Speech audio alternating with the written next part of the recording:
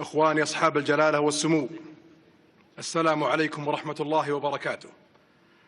يسرني باسم سيدي خادم الحرمين الشريفين الملك سلمان بن عبد العزيز حفظه الله أن أرحب بكم بأجمل ترحيب في بلدكم الثاني المملكة العربية السعودية، سائلين العلي القدير أن يوفقنا جميعا لمواصلة مسيرة الخير والتعاون وتحقيق مصالحنا المشتركة لخدمة شعوبنا وبما يعزز أمن المنطقة واستقرارها. أصحاب الجلالة والسمو،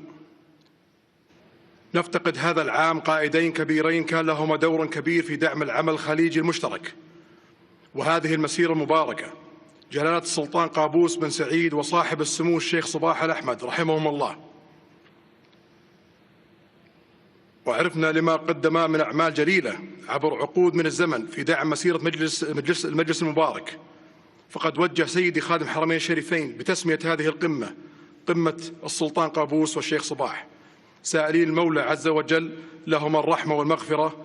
ولصاحب الجلالة السلطان هيثم بن طارق آل سعيد وصاحب السمو نواف الأحمد صباح التوفيق والسداد لمواصلة مسيرة الخير والنمو والازدهار لبلديهما الشقيقين، ودعما لعملنا الخليجي المشترك.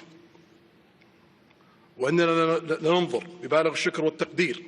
لجهود رأى الصدع التي سبق أن قادها الشيخ صباح الأحمد رحمه الله واستمر في متابعتها صاحب السمو الشيخ نواف الأحمد. كما نشيد في هذا الشأن بمساعي الولايات المتحدة الأمريكية الصديقة وجميع الأطراف التي أسهمت بهذا الشأن، حيث أن أدت هذه الجهود المباركة بحمد الله ثم بتعاون الجميع للوصول إلى اتفاق بيان العلا الذي سيتم توقيعه في هذه القمة المباركة، والذي جرى التأكيد فيه على التضامن والاستقرار الخليجي والعربي والإسلامي وتعزيز أواصر الود والتآخي بين دولنا وشعوبنا بما يخدم آمالها وتطلعاتها. ونحن اليوم ما أحوج أن نكون لتوحيد جهودنا للنهوض بمنطقتنا ومواجهة التحديات التي تحيط بنا، وخاصة التحديات اللي يمثلها برنامج النووي للنظام الإيراني وبرنامجه للصواريخ البالستية ومشاريع التخريب الهادمة التي يتبناها وكلاءه في أنشطته الإرهابية والطائفية هدفها زعزعة الأمن والاستقرار في المنطقة والعالم، مما يضعنا أمام مسؤولية دعوة المجتمع الدولي للعمل بشكل جدي لوقف تلك البرامج والمشاريع المهددة للسلم والأمن الإقليمي والدولي. أصحاب الجلالة والسمو، لقد تم تأسيس هذا الكيان استنادا على ما يربط بين دولنا بعلاقة خاصة وقواسم مشتركة متمثلة بأواصر العقيدة والقربة والمصير المشترك بين شعوبها. ومن هذا المنطق علينا جميعا أن نستدرك الأهداف السامية والمقومات التي بني عليها المجلس لاستكمال مسيرته وتحقيق التكامل في جميع مجالات. وفي هذا الخصوص نشير إلى رؤية سيدي خادم الحرمين الشريفين بشأن تعزيز التكامل بين دول المجلس التي وافق عليها المجلس في الدورة السادسة والثلاثون وما شاهدته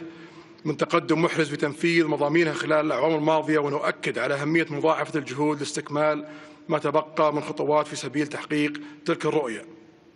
إن سياسة أشقائكم المملكة العربية السعودية ثابتة ومستمرة، وخططها المستقبلية ورؤيتها التنموية الطموحة رؤية 2030 تضع في مقدم أولويتها مجلس التعاون الخليجي موحد وقوي، إضافة لتعزيز التعاون العربي والإسلامي بما يخدم أمن واستقرار وازدهار دولنا.